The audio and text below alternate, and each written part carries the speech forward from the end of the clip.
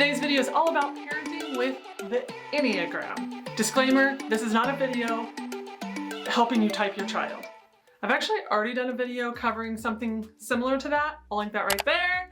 Today's video is not that. We are not going to type your child today. Today's video is me assuming that you're coming to me knowing what your child's number is or type or whatever we're calling it. Type 1 through 9, perfectionist to peacemaker. That's what this video is about. You already knowing their type. And again, I've already done a video covering how to type them, what age you can type them, all of that kind of information has already been covered. So that will be linked down in the description box for you to go find and watch if that is something that you were hoping to get from this video. Before we get started, I'm Hillary. I'm your certified Enneagram life coach, and I love teaching you guys the Enneagram in the simplest and easiest way possible. It's the only way I know how to do it. What is my goal today? Well, it's to teach you more about your child. So at the end of this, you're gonna leave with more grace and more understanding and more wisdom and more tools on how to best raise your child, or they might already be adults. Mine are already adults, and this stuff still is applicable. I apply it daily. It has helped me so much in being able to parent them the best way that I know how to. Not perfect, just constantly learning and growing and gathering tools so that I can parent them and understand them. So we're gonna just dive right in, and we're gonna start with type 1 and go all the way through it till we get to type number 9, the peacemaker.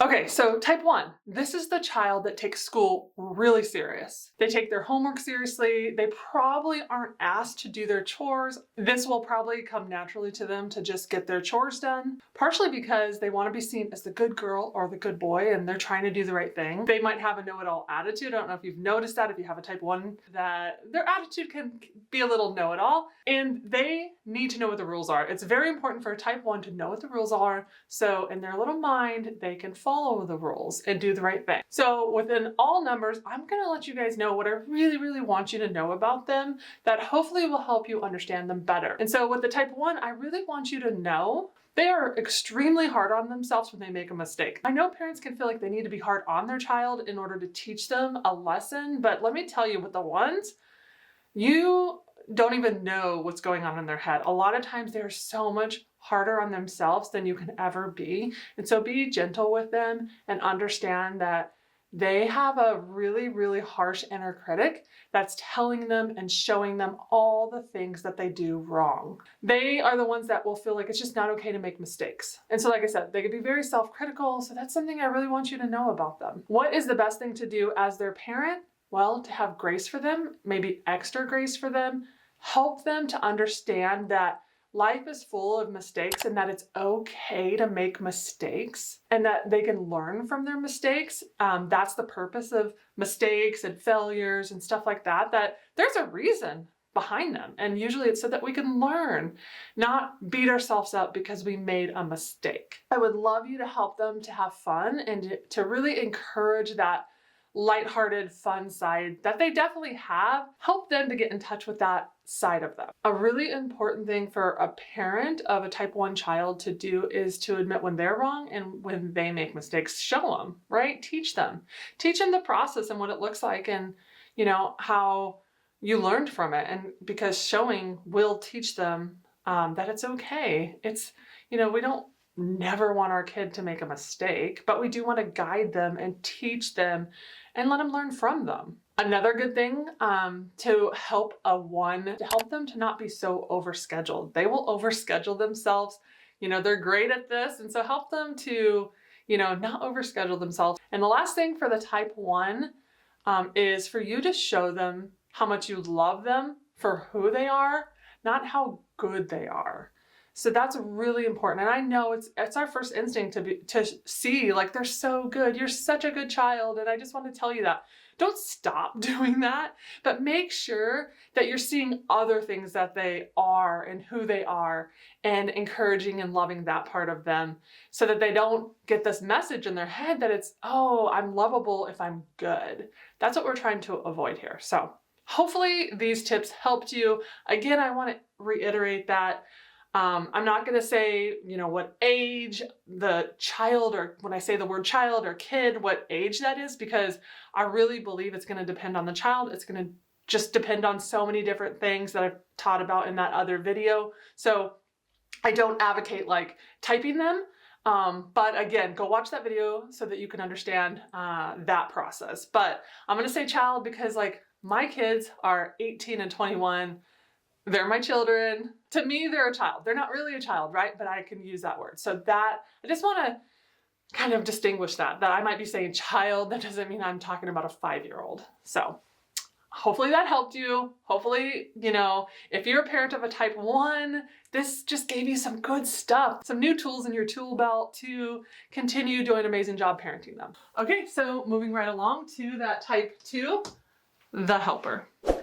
So this is the child that often puts other people's needs before their own. They seem to know and sense what other people want, what other people need. They're going to be the child that they have tender feelings. They might get hurt easily. They try really hard to get good grades and please the teacher and please their parents. And relationships are super important to the type 2. What do I want you to know about the type 2? Sometimes what they are doing for other people is tied to their own need for love. And so we want to make sure that, and these children, if they're hardwired to be givers, that's amazing. We love that. We love all of these things about the children that I'm sharing, but they're hardwired, like I said, to give love and to do, we're trying to help them also know that they're loved outside of what they do for people. And so, you know, just helping them distinguish and learn that they don't have to do and help in order to be loved. This is the type that might, you know, like I said, in order to be lovable, they're going to put other people's needs first and put theirs last, if at all. So you just want to make sure putting other people's needs first is fine, but it's the why behind it and making sure that the type 2 is recognizing that they have their own needs and that their own needs are important too. Another thing I want you to know about the type 2, well, being nice and kind all the time could be tiring for them. I can understand that. And this is the type that might think asking for help is wrong and that they're not supposed to. So I just want to make sure you know that about your type 2, the type 2 in your life, just to help them know it's okay to ask for help. You know, people want to help them and that it's not wrong to ask for help. As their parent, make sure you're giving them attention and praise and love out, you know, all the time, not just when you see them like share a toy with somebody else. I mean, that's probably a younger child, but like, you know, do something for somebody else, you know, or if they're just tending to someone else's needs or letting someone else cut in the line or go first, or I don't know, I'm just thinking of examples of where a type 2 would do something kind, which is not the problem, but then that's the only time they would receive attention and praise, you know, when they did that. So that's what I'm trying to, do you understand that? Where it's like, okay, that stuff's good.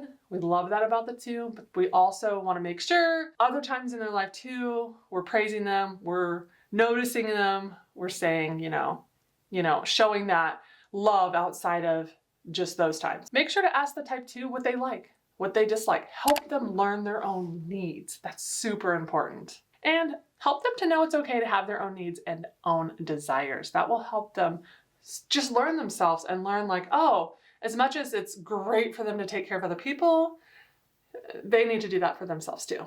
Where do we go next? Well, we go to type 3, the achiever. This is the child that seems confident all of the time. They like to be, you know, well-dressed, you know, make sure they're looking sharp all the time. Usually has a lot of interests, a lot of things they're, you know, interested in and trying out and figuring out and taking on new hobbies. And they are really good at getting their goals accomplished. They just have big goals, big dreams for their life. And the last thing I would say is they're the competitive one and usually pretty practical. What do I want you to know about that type 3? Well, they're deeply afraid to fail. They think they have to be successful in order to be loved. They have high goals for themselves. They're really hard on themselves. They think about the future a lot. And the message that they tend to believe growing up is it's not okay to have your own feelings. It's not okay to have your own identity. Therefore, they tend to put a mask on a lot. And so one of my children is a type 3. What I've noticed is he is different at home versus, you know, out in public. And I do see a mask go on a lot. And he's trying to protect his heart. He's trying to protect his image. He's trying to, you know, not be who he's really meant to be sometimes. And I highly encourage him all the time that it is okay to have his own feelings. It is okay to have his own identity. And I try and teach him that. And look, I'm an Enneagram coach and I'm still constantly teaching my adult children this type of stuff. So let's not act like we all have it together, because we don't. We're all in this together and we're all trying to learn this together. The number one thing I would say when parenting a type 3 is make sure you don't equate their success with how you love them. I've had to make sure that I don't do that, right? It's me not only showing praise and attention and love when he says, hey, I got an A+ on a test, or I was picked number 1 for this, or anything like that. It's not me going, oh my gosh, I'm so proud of you. Wait, I am doing that, but I'm not only doing that at those times. That's the difference. I still want you, they need that. They definitely need us to see their successes and see their achievements. But what we're trying to do is show them that we love them regardless of success and achievement. Hopefully that makes sense. A good thing for a 3 is ask them questions that will help them understand their own values and their own perspective so that they can, get to know that identity, get to know who they truly are. Help them to take deep breaths, help them to slow down. Don't stop them, don't get in their way. My son would be really upset if I did that. But there are times where, I can provide an environment that is a lot slower paced and helps them to slow down and take a deep breath. So anyways, hopefully that helped you for parenting the type 3. Moving right along to the type 4. Can you see that? The individualist. This is the child that wants to be different, doesn't want to just fit that status quo and be like everybody else. They want to feel special. They want to be able to express themselves in an authentic way. This one's going to be more creative than other types and see the beauty in things. They have a vivid imagination. They find special meaning in things that others might not. And sometimes the type 4 will have a little bit of a dramatic streak, but always remember some of this want to be different is because they worry they don't belong. And so they kind of do the total opposite. And so just know that they do want to belong, but they also want to be authentic to themselves. And so sometimes those two going together is harder for the type 4. What I want you to know about the type 4 is not all 4s are artistic or are musicians or an artist, I don't know, or anything like that. They are creative. Most 4s are creative, but we don't want to put them in a box of music and art. That's creativity is so much bigger than that. And so while they are creative, that's not the only thing. But some 4s are into that kind of stuff and it's amazing and beautiful and everything. But I'm just trying to say, not all 4s are. Another big thing I really want you to know about the type 4 is that they feel things deeply. It's part of who they are. Feelings are part of who they are. Feelings are part of their identity and they feel things really deeply. They feel low lows and they feel high highs. And so just know that they feel things and they're not afraid of their feelings and that it's okay that they're not afraid of their feelings. And this causes them to be able to have really deep empathy for people and compassion for animals and people and different things like that. I just think the type 4 is really good at experiencing all emotions. Happy, sad, mad, joyful, any of the emotions you can think of, they experience them all. They're not afraid of them. I actually admire that they're not afraid of their emotions because I can be. And so they express them and experience them and they're not afraid of them. And the last thing I want you to know about the 4 is they are easily misunderstood. And I feel like that's really hard for them in life because they do feel misunderstood sometimes. As their parent, I would say the number one thing that I would love to see is that we don't project our own needs and our own wants and our own identity onto them, that we really allow them to flourish who God made them to be, who they're supposed to be, and find their authentic true self, and that we're not always projecting. That would be like me as a peacemaker projecting on my 2 kids, who one happens to be the type 5 observer and the other one's the type 3 achiever. I couldn't imagine if I always had the expectation that they were going to show up to life as a peacemaker, as a mediator, and it's not how they're made. It's not how they're wired. Yes, they want peace. That's different. It's just being cognizant and aware that we don't want to project who we are and have that expectation that they need to show up the way we think they should show up. Does that make sense? Don't be afraid of their emotions. I think I kind of covered that. I'm speaking to myself here. Another thing is transitions are hard for a 4. So if there's big major transitions in their life, they're going to experience a lot of feelings, and give them the space, the safe space to process the feelings of whatever that is. I would say don't use words like toughen up or it's not okay to cry or anything like that. Like that can really wound a 4. And if you have, don't be hard on yourself. Just put different words in your vocabulary. Now it's okay. We're not saying that anybody's made like, like, oh no, this is what I've done. No. Congrats for being here and watching this video, truthfully. The fact that you even want more tools in your tool belt to help you parent your children is a great thing. And just know, like, we've all made mistakes. It's okay. And we can always pivot and choose better. And that's what this video is for. It's for you guys to understand how to pivot and choose better, or to be like, yeah, I'm doing all that and I didn't even know I was doing it. So anyways, those are just some things that I'd love to know. I'd love you to know on how to parent a type 4. All right, so we're at the halfway point, kind of. I mean, when there's 9 types, type 5 is kind of the halfway point. So type 5, the observer. This is the child. I have this child that they like their alone time. They're more than likely their home is their castle. They like to spend a lot of time in it. They like to spend a lot of time in their room, and that's where they feel safe. And so they are okay with alone time. They are the ones that are going to get lost in books and other interests and lose themselves for hours and hours and hours and hours. They love to research. They love especially subjects that they love. My son has let me know, like, time and time again, like, it's not that I research everything. I don't. I research the subjects I'm interested in and that I love. And so that makes sense to me. They are super curious. They want to know how things work. Let me tell you, that was so frustrating to me when my type 5 was growing up, because he took everything apart. My blow dryer, disassembled. His phone, we bought him a phone. Yeah, took it apart. He bought a brand new laptop for himself, and his, I don't know how old he was, probably like 15, 16. Ended up taking the whole thing apart just to see how it worked. And so I've learned to parent that. I've learned to understand that. I've learned to have lots of grace for that, because sometimes I'm like, why are you taking it apart? You're going to ruin it. But this is why we're teaching. This is why we're learning today, that all kids are different. This type is the one that usually doesn't care about social norms. They don't really like attention. They don't want to be in the spotlight. They're pretty witty. They're really, really funny. But they have to be given the space to be funny. They're not going to just be aggressive and say something or add something to the conversation. No, they're going to wait until there's enough space for them to speak up.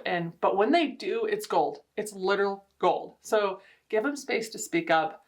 They're so funny and witty, and I love conversations with my type 5. So, and the last thing to know about them is they have a lot less energy than other types. And I'm going to get into that a little bit more as we move on. What I'd love you to know about the type 5, the number one thing I would say is that they only have so much energy. Like I said, they have, we think of batteries. Let's just say everybody has a battery. And I just don't think the type 5s, when they wake up, it's fully full. I would say, let's just make a number up and say theirs is 70%. So 70% for them is full. So theirs would drain faster than somebody else's that wakes up a different type where it's fully charged, ready to go. Not so much with the 5. So just understand, they're in a withdrawn triad and they have a little bit lower energy than other types. This is okay. This is a little bit of the reason why they like to be alone, because it really allows them to recharge. Being alone, being by themselves allows them to recharge. And this leads me right into being out in crowds and with people and everything. It's not that they don't like to do that. They do. It's just, it drains them. So they have to be really strategic and careful with their energy. And so that's why you're going to see them be a little bit more choosy is choosy a word? Choosy with, where they put that energy and where they decide not to put the energy. So hopefully that helps you understand that part of them. Their minds, they have really active minds. They love to live up here. They have this whole world going on up there. So they have pretty active minds and they have no problems figuring out ways to entertain themselves. They don't struggle with that usually. A couple more things is sometimes they feel awkward around people. That can be hard for them. They'll feel a little awkward. And then also loud noises can bother that 5 sometimes. It's just, I don't know if it's just like jarring or what, but I have noticed this where sometimes loud noises is like, it's a lot for me. It's a lot for me. So I'm going to leave. So those are some things to know about the type 5. And then moving right into like how to parent them or, gathering some more tools to parent your type 5. Try not to make them do things that you're like, okay, this is going to help you get out of your shell and experience the world and be extroverted. I'm not saying you don't want to provide opportunity, but just know them enough to know if this is going to help them truly or if it's going to help you. Really take that into consideration. Are you trying to make yourself feel better or are you trying to really help them? We don't need them to feel bad about being an introvert versus an extrovert, but there are some 5s that are extroverts. So, we're not going to pigeonhole that either, but I'm just saying like, don't have the expectations of like, I'm going to provide all of this and then you're going to get out of your shell. I'm like, no. I'm going to, let's go do this fun thing, but it's okay for you to just show up like you. And if you don't want to do it, does that make sense? I hope that makes sense. Okay. So here is a really big one that has made all the difference in parenting our type 5. And what this is try not to always make them come alongside your life. Get into their life, get into their passions, get into their interest, listen to them, understand them, and want to be in their life. And because sometimes the 5 is really interested in things that maybe you're not interested in. I know my son, most of his life has been interested in rockets and computer software and Java, if you even know what that is, and so many different stuff like that as his mom, I really found myself not understanding how to get in his life. And for me to go, hey, come alongside me. You want to go shopping? You want to go to the mall? That's not fair to him because I 100% guarantee that is not fun for a type 5, or at least most of them. So I had to get creative and find ways to get into his life, and so does his dad. And it's very important that you come alongside them and you be interested in, want to learn what they're interested in. That helps them to feel loved. The last few things that I can think of, try not to surprise them. 5s don't really like surprises.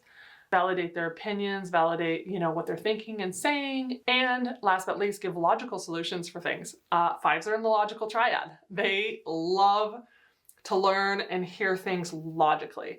If you come at a 5 feelings based, it's going to be hard for them. But I know if you're a feelings type, it's going to be hard for you to get into the logical aspect. But I'm just saying, like, that's the best way for them to understand. All right, moving right along to the type 6.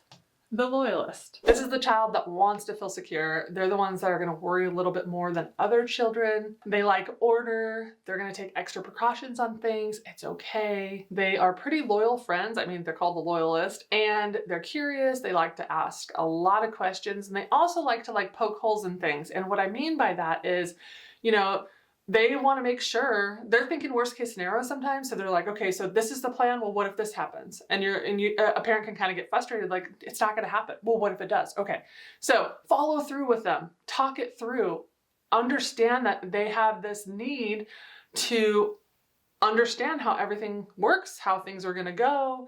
And so try not to be frustrated during those times. Try to just provide a space for them to talk about, different things that they need to talk about, I call it poking holes, and it's really just making sure nothing leaks, right? Making sure the plan is solid. That's what I see a lot of times out of type 6s. What would I like you to know about the type 6? This is the one that wants to do the right thing in order to feel secure. That's where that need is coming from. They are the one that has trouble making decisions because they are uncertain about the outcome. So they can worry and have trouble making a final decision because like I said, they're thinking of all the different possible scenarios, and not even worst case, just possible scenarios at times. They crave security. They can overthink a lot. They take their responsibilities pretty serious. So those are some of the things I like you to know about them. And then As their parent, I would say providing structure and routine in their lives is really good for them. Surprises actually are hard for the 6-2. Like I said with the 5, they could be hard for the 6-2. They really need time to warm up to change. So don't expect them to just be able to pivot right away. They need time to warm up to change and to think about it and process it. I would say always be as dependable and consistent as you can and keep your word. This is really important to them. They're watching that. They're observing that. Notice when they're being confident and brave. Encourage that. Be like, like, I see you. I see that you took that step of bravery, and but don't act like they have to either. But just notice when they do it. And I would say last thing, help them with new experiences by walking them step by step through it. Having that patience with them and going, okay, let's walk through this step by step. That'll just help them feel better. So that is the type 6. Okay, so we're moving along. I don't know if you can see this. We're getting lower on my board, but type 7, the enthusiast, it's your turn. This is the child that wants to be a part of the action. They want to be in the center of it. They make friends pretty easily. They appear energetic and happy and usually struggle with a bit of FOMO. They are super curious. They can get bored easily. It's interesting because the 5, 6, and 7 are all in the head triad, and they all are pretty curious people. They can get bored easily if they have to sit still for a long period of time. That could be hard for that type 7. What do I want you to know about, what do I want you to know about your type 7? Well, they do have a lot of energy and school can be hard for them. They can be the ones that are just constantly moving in their seat and not able to focus because if it's getting boring or mundane, it's just hard for them because they have all this built up energy and it's got to go somewhere. So school could be hard for them. Have patience, have care, and embrace who they are versus want to change them. Embrace that, they have this energy. This is going to serve them well one day. And it probably serves them well in other areas of their life, but it just can be hard for them to just sit there and have to focus. And also homework that is super boring is not their thing. I can't blame them, but it's hard for them. And the reason why I'm sharing this is because I think people pigeonhole them and say, oh, they're bad kids or they don't listen or stuff like that. And guys, this does not equate to them being bad kids. It just doesn't.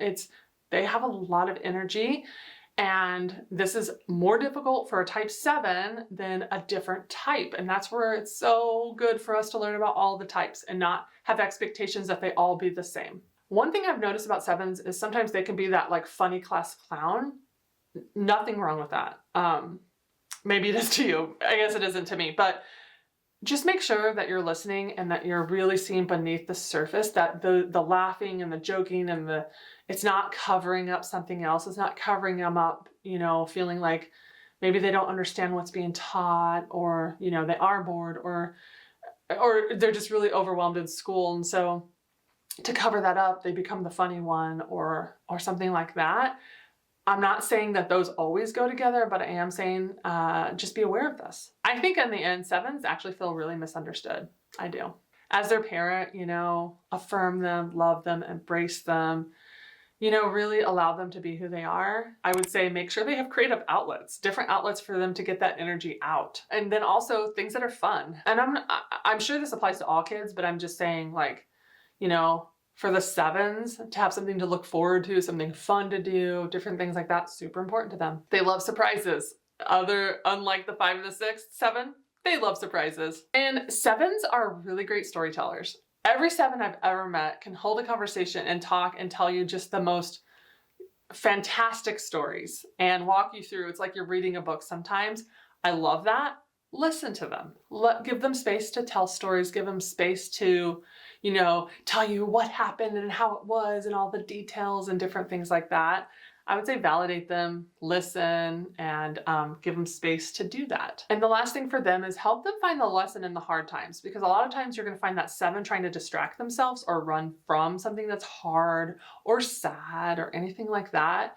If you dive deeper into the 7 of their whys, you would know, they're running from stuff like that. So help them to understand and find that lesson in those hard times so that they can process it and not run from it and not be afraid to feel it, if that makes sense. Moving along to the type 8, The challenger. This is the type that probably doesn't like to be helped. They are the ones that are going to take control of situations. They have a ton of energy, you know, use the right way. They're going to do amazing things in life. They are the ones that are going to step into leadership. Usually not a problem. They're very independent, very protective, extremely loyal, and can be very stubborn. So that's a little bit of the 8 in a nutshell. What do I want you to know about the type 8? Well, they are uncomfortable with being vulnerable. Just know that. Just know it's not that they don't want to be. It just makes them super uncomfortable. And more than likely they were vulnerable at some point and got hurt. So they put that away, not doing that again. But deep down inside, these 8s are lovable and gentle and need a safe place to be vulnerable.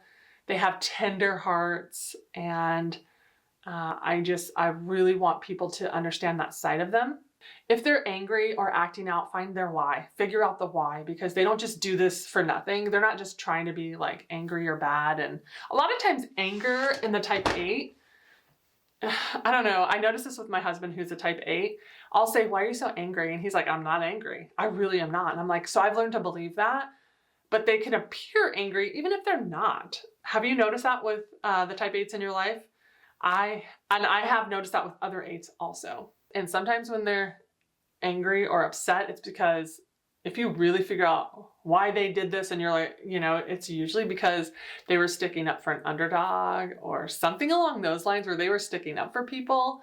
They don't necessarily want to be vulnerable and want you to know that. They're fine with you being like, what's wrong with you? Fine, I'll take the discipline. But honestly, a lot of times the underneath reason is they're fighting on the behalf of somebody else or something else or a cause or something like that. I would say I've seen a lot of 8 children protect other children from bullies, and I love that about them.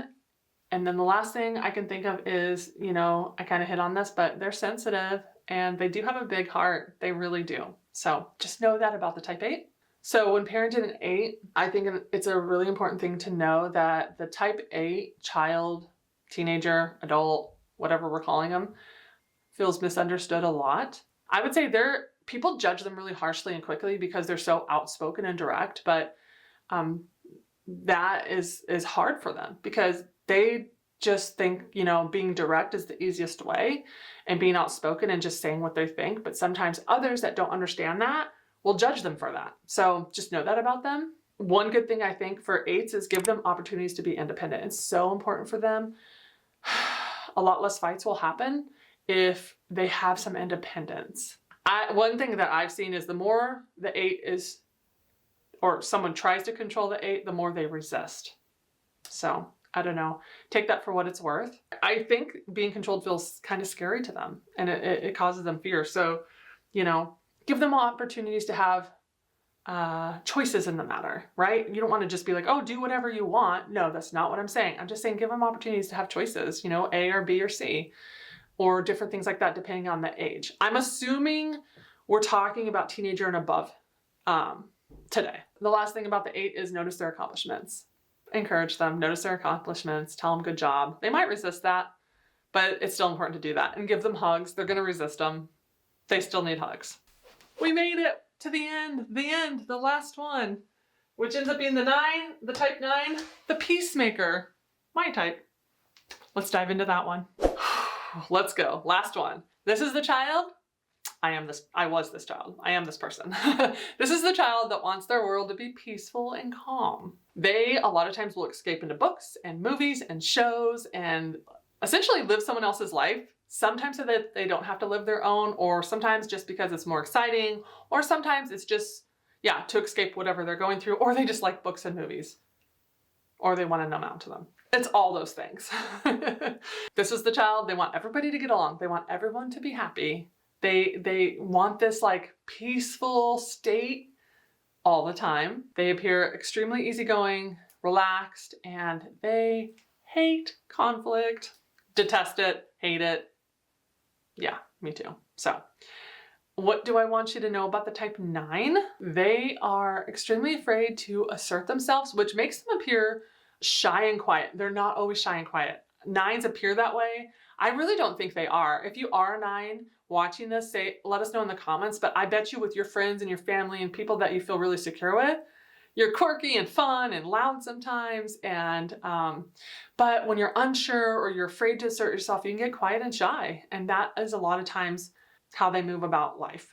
One thing to know about the 9 is if you give them the space to talk, because they're not going to fight for space to talk. They're not going to assert themselves into a conversation for the most part. But if you provide a space, they actually have a lot to say. And it's really good. So provide space for them to talk and to share their thoughts and feelings and stuff like that. Big thing to know about them. They have a hard time making up their minds. This is not because they're trying to just not know what they want, or I don't even know what you would call it, but a lot of times it's because they see all sides and they're like, but I see your side and I see your side and I see this side, and how do I make up my mind? So that's usually what's going on in their head. Them trying to make up their mind because they can see all sides to most situations. That's what makes them great peacemakers, great mediators. They usually don't form their own opinion. They hear the sides of both of the people. The last thing to know about them is sometimes they feel if they object to something, it'll cause conflict, and maybe the other person will reject them.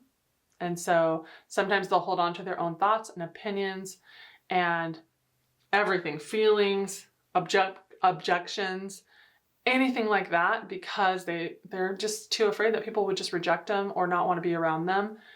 And they'll say, well, that's why I don't assert myself, because it always goes wrong. So good thing to know about the 9.